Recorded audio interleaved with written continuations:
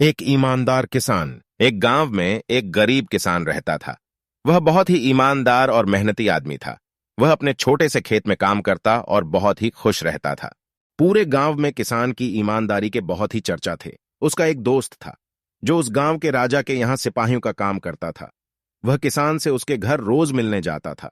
एक बार राजा ने अपने दरबार में एक ऐलान किया कि उसके बगीचे में काम करने वाला एक अच्छा सा कारीगर चाहिए जो उसके बगीचे के पेड़ पौधों और फूलों का ध्यान रख सके। राजा का यह ऐलान सुनकर किसान के दोस्त सिपाही ने सोचा कि यही मौका है कि किसान से मित्रता निभाने की मैं उसे यहां बगीचे में काम पर लगवा दूंगा। उसका वह मेरा साथ भी रहेगा एवं किसान का भला भी हो जाएगा।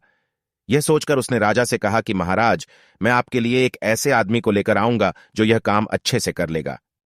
सभी राजा ने उस सिपाही को आदेश दिया कि जाओ, कल से ही बगीचे में काम करने के लिए कह दो।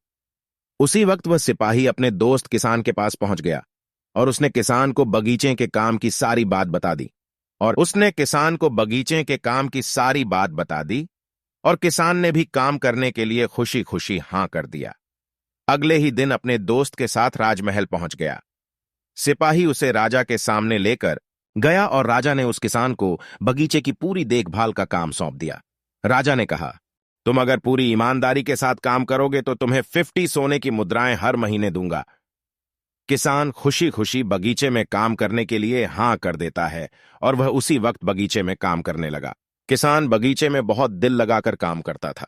कुछ दिन बीत गए। किसान ने बगीचे को बहुत सुंदर व हरा भरा बना दिया।